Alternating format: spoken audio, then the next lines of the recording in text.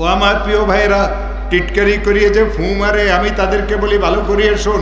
এই কোরআন যখন নাজল হয়েছিল, এই কোরআনে 30টা পারা ছিল, এই কোরআনে 114টা সূরা ছিল, এই কোরআনে 7টা মঞ্জিল ছিল, এই কোরআনে 540টা রুকু ছিল, এই কোরআনে 14টা সিজদার আয়াত ছিল, এই কোরআন কারিমে 4টা সাক্তার আয়াত ছিল, এই কোরআনে কারিমে 80টা ওয়াকফে লাজেম ছিল, এই কোরআনে কারিমে 1770টা মত ছিল, এই কোরআনে কারিমে 86টা মক্কি সূরা ছিল, এই কোরআনে কারিমে 28টা মাদানী সূরা ছিল, এই কোরআনে কারিমে 77,991টা বাক্য ছিল, এই কোরআনে কারিমে 6,666টা আয়াত ছিল, এই কোরআনে কারিমে 3,22,671টা অক্ষর ছিল, এই কোরআনে কারিমে 1,05,680টা নুক্তা ছিল, এই কোরআনে কারিমে 93,729টা হরকত ছিল, এই কোরআনে কারিমে 45,846টা জবর ছিল, এই কোরআনে কারিমে 3,957টা জের ছিল, এই কোরআনে কারিমে 45,800, এই কোরআনে কারিমে 45,846টা জবর ছিল,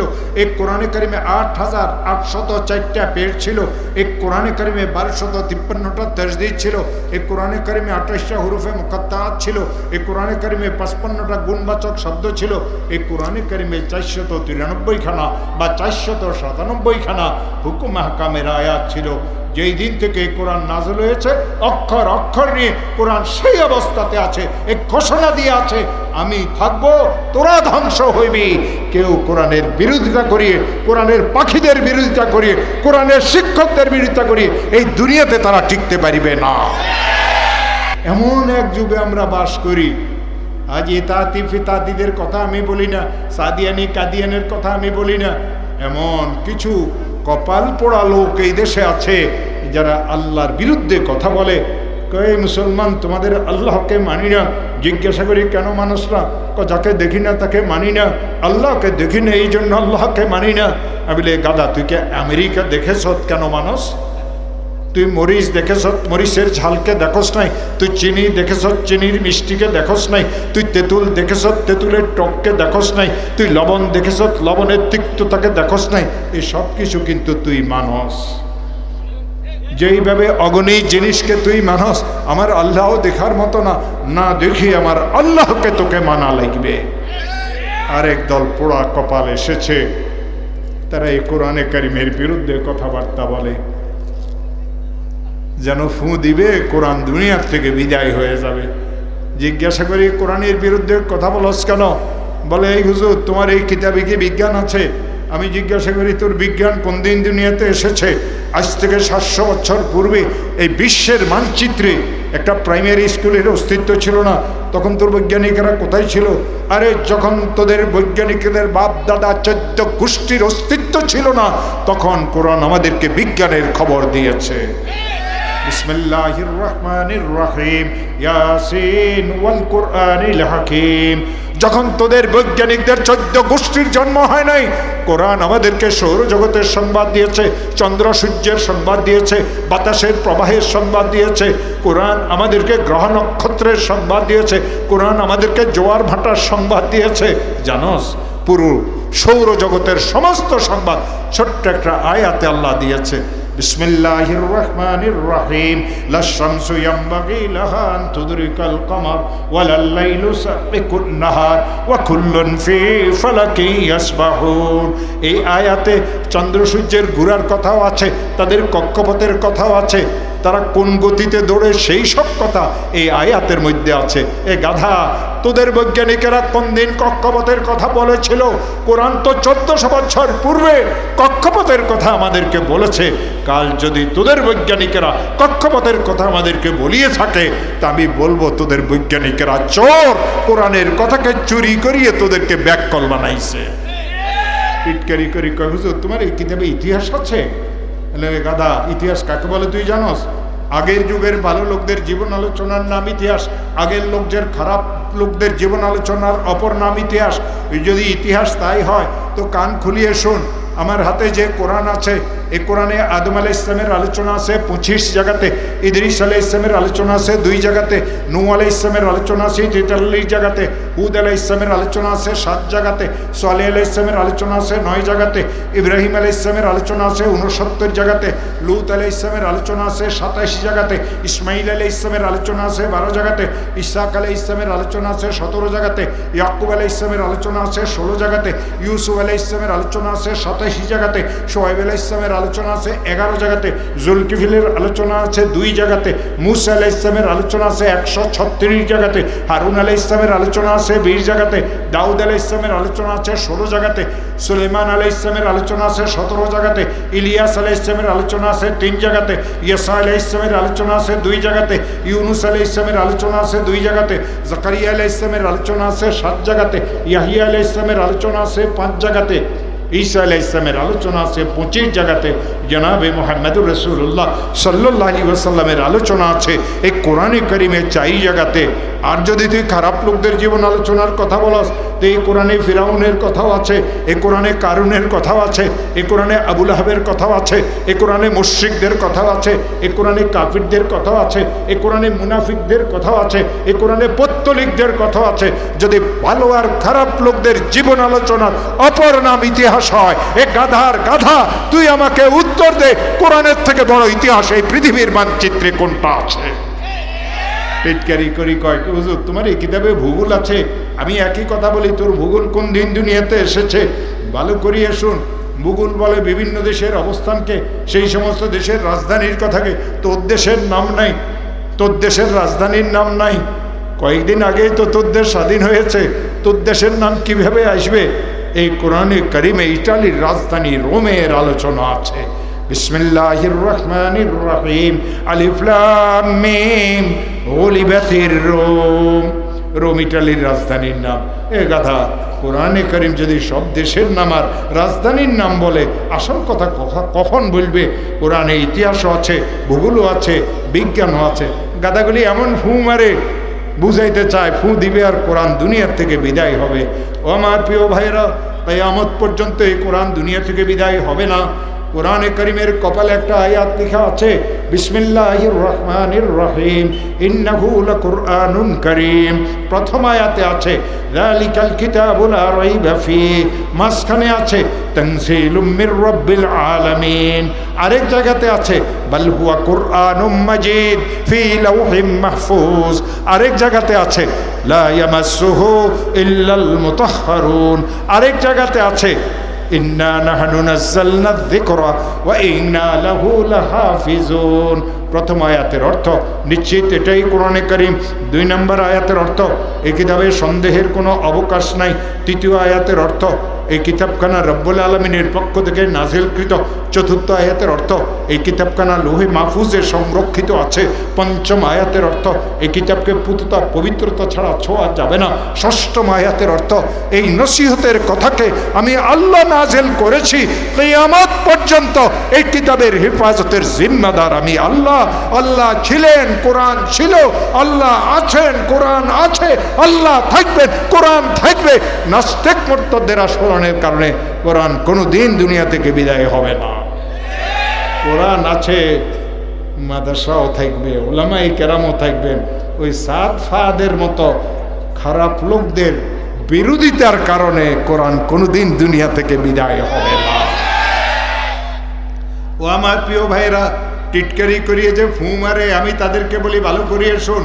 এই কোরআন যখন নাজল হয়েছিল, এই কোরআনে 30টা পারা ছিল, এই কোরআনে 114টা সূরা ছিল, এই কোরআনে 7টা মঞ্জিল ছিল, এই কোরআনে 540টা রুকু ছিল, এই কোরআনে 14টা সিজদার আয়াত ছিল, এই কোরআন কারিমে 4টা সাক্তার আয়াত ছিল, এই কোরআনে কারিমে 80টা ওয়াকফে লাজেম ছিল, এই কোরআনে কারিমে 1770টা মত ছিল, এই কোরআনে কারিমে 86টা মক্কি সূরা ছিল, এই কোরআনে কারিমে 28টা মাদানী সূরা ছিল, এই কোরআনে কারিমে 77,900 591টা বাক্য ছিল।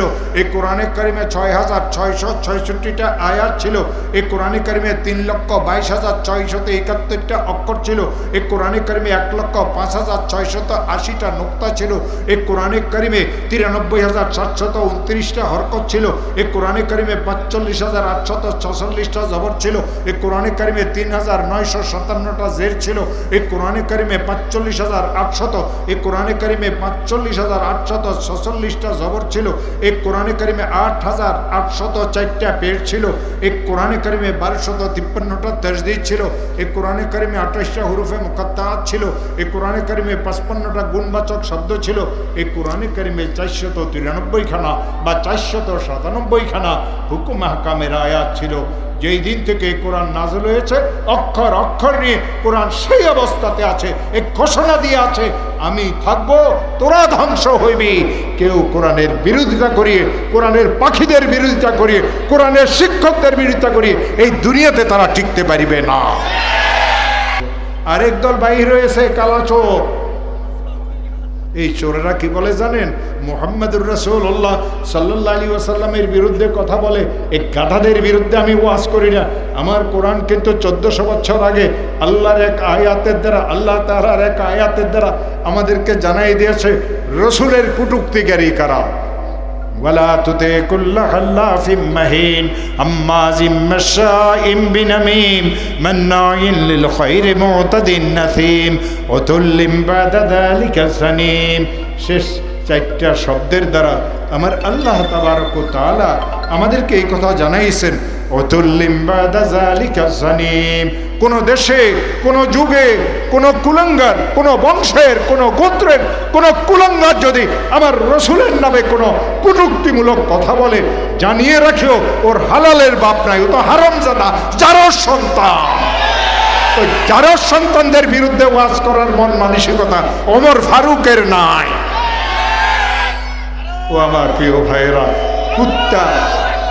কুত্তা রাস্তা দিয়ে হাঁটতে গিয়ে কি খাইলো না খাইলো, কুকুরদের বিরুদ্ধে ওয়াজ করার দরকার নাই। ওরা তো কুকুর, কুকুরের থেকে নিকৃষ্ট যারা রসুলের নামে কথা বলে। কোরআন বলেছে তারা জারজ সন্তান।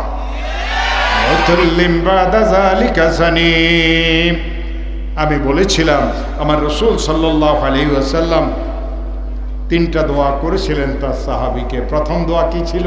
যাওয়াদাকাল্লাহুত তাকওয়া। 2 নম্বর দোয়া কি ছিল? ওয়াগাফারা যামবাক। 3 নম্বর দোয়া কি ছিল? ওয়ায়াসসারা লাকাল খায়রা হাইসু মা কুনতা। আমি আমার রসুলের অনুসরণে আপনাদেরকে ওই 3টা দোয়া করব। কোরআন সম্পর্কে তো কয়েকটা কথা বললাম মাত্র।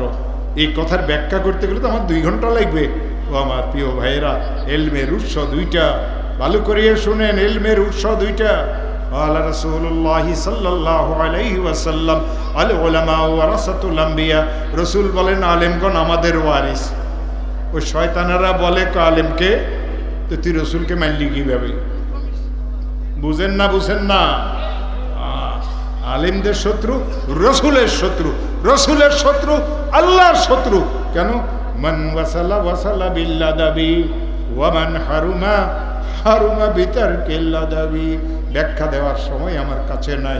আমি যদি বুখারী শরীফের প্রথম হাদিসের প্রথম টুকরা শুনাই, ইন্নামাল আমালু বিন্নিয়াত, আমি আল্লাহর কোরআনকে মাথায় নিয়ে বলতে পারবো। এই হাদিস কেন আমি পড়েছি মাওলানা নাসির আহমদ খান সাহেবের কাছে। আমি আবার এই হাদিসের কিছু অংশ হযরত মাওলানা জাকারিয়া সাহেবের কাছেও পড়েছি, যে সাদের দাদার শ্বশুর ছিলেন। এই দেশের কথা না, আমি ওনার খাদেমও ছিলাম।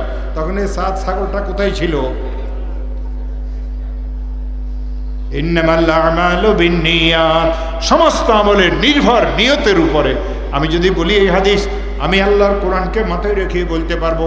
এই হাদিস আমি পড়েছি মাওলানা নাসির আহমদ খান সাহেবের কাছে, তিনি পড়েছেন মাওলানা হুসাইন আহমদ মাদানির কাছে, তিনি পড়েছেন মাহমুদুল হাসান দেওবন্দির কাছে, তিনি পড়েছেন কাসিম নানুতুবির কাছে, তিনি পড়েছেন আব্দুল গনি মুজাদ্দিদির কাছে, তিনি পড়েছেন ইসাক দেহলভির কাছে, তিনি পড়েছেন আব্দুল আজিজ দেহলভির কাছে, তিনি পড়েছেন শাহ ওয়ালিউল্লাহ মুহাদ্দিসে দেহলভির কাছে, তিনি কয়েক ওয়াস্তাতে হাদিস খানা পড়েছেন ইমাম আবু আবদুল্লাহ ফিরাবরির কাছে, ইমাম আবু আবদুল্লাহ ফিরাবরি হাদিস খানা পড়েছেন ইমামে বুখারীর কাছে, বুখারী হাদিস খানা পড়েছেন ইমামে হুমায়দির কাছে, হুমায়দি হাদিস খানা পড়েছেন ইমামে সুফিয়ানের কাছে, সুফিয়ান এই হাদিস খানা পড়েছেন মোহাম্মদ ইবনে ইব্রাহিমের কাছে, মোহাম্মদ ইবনে ইব্রাহিম এই হাদিস খানা পড়েছেন ইমামে ইয়াহিয়ার কাছে, ইয়াহিয়া এই হাদিস খানা পড়েছেন হযরতে আলকামা ইবনে ওয়াক্কাস আল-লাইসির কাছে, হযরতে আলকামা এই হাদিস খানা পড়েছেন ইমামে হযরতে ওমরে ফারুকের কাছে।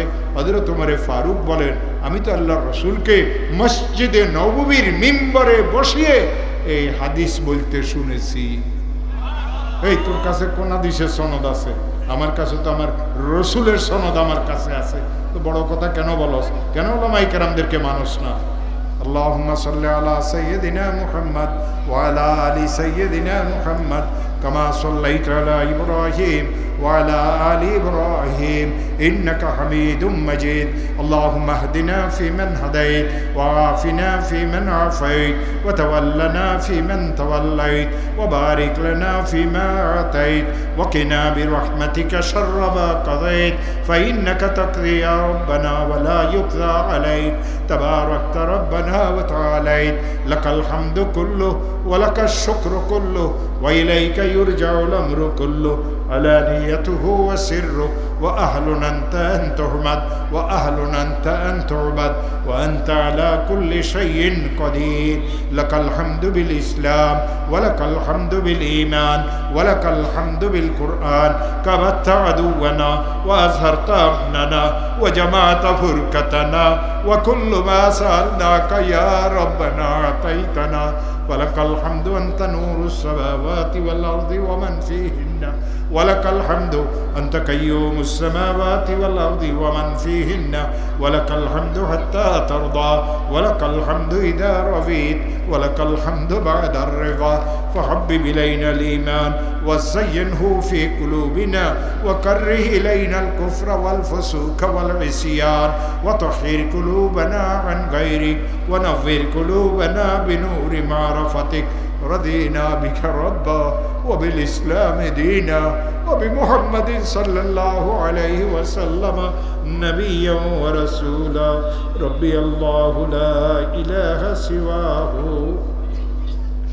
ونبي محمد مصطفاه وديني الإسلام وفعلي دميم أسأل الله عفوه وعطاه. اللهم رب ارحمهما كما ربياني صغيرا. اللهم أعنا على ذكرك وشكرك وحسن عبادتك. اللهم آت نفسي تقواها وزكيها أنت خير من زكاها أنت وليها ومولاها أنت وليها ومولاها. لا إله إلا الله الحليم الكريم. سبحان الله رب العرش العظيم. نسألك موجبات رحمتك وعزائم مغفرتك والغنيمة من كل بر والسلامة من كل اسم. لا تدع لنا ذنبا إلا غفرته ولا هما إلا فرجته ولا ضرا إلا كشفته ولا دينا إلا قضيته ولا مريضا إلا شفيته ولا سفرا إلا بلغته ولا مريضا إلا شفيته ولا أسيرا إلا فكيته ولا مظلوما إلا أعنته ونصرته.